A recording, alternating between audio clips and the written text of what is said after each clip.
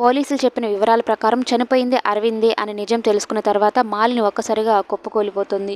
పెద్ద ప్రమాదంలో అయితే పడిపోతుంది. కడుపుతో ఉన్న అమ్మాయి అలా ఒక్కసారిగా కళ్ళు తిరిగి పడిపోయేసరికి భయపడిపోయి హాస్పిటల్కి అయితే తీసుకొని వెళ్తారు. ఇక పెద్ద ప్రమాదంలోనే ఉంది, కొంచెంసేపు కొన్ని గంటల తర్వాత కానీ మేమేం చెప్పలేమని అయితే చెప్తారు. ఈలోపు మళ్ళీ అయితే చాలా టెన్షన్ పడుతూ ఉంటుంది.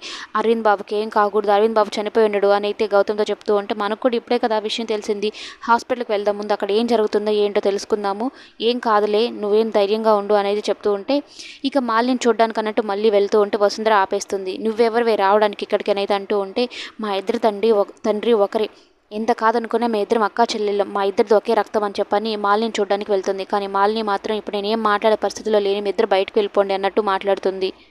మళ్ళీ చెయ్యి పట్టుకొని మరీ మాట్లాడుతూ ఉంటే ప్లీజ్ మళ్ళీ మీ ఇద్దరు బయటకు వెళ్ళిపోండి అని పెద్దగా అరిచేస్తుంది. ఇక గౌతమ్ అయితే అసలు చేయని తప్పుకు నేను నిందలు మోస్తున్నాను, అసలు అరవింద్ ఎలా చనిపోయాడు, అరవింద్ చావుకి నాకు ఏంటి సంబంధం, వీళ్ళందరూ నన్నే అనుకుంటున్నారని అయితే గౌతమ్ అసలు అరవింద్ మీద ఉన్నది కోపం నాకు, నాకన్నా ఇంకా ఎవరున్నారు బాగా పెంచుకున్న వాళ్ళు, అసలు వాళ్ళెవరో కనుక్కోవాలి, అసలు ఇదంతా జరగడానికి కారణం ఏంటో తెలుసుకోవాలని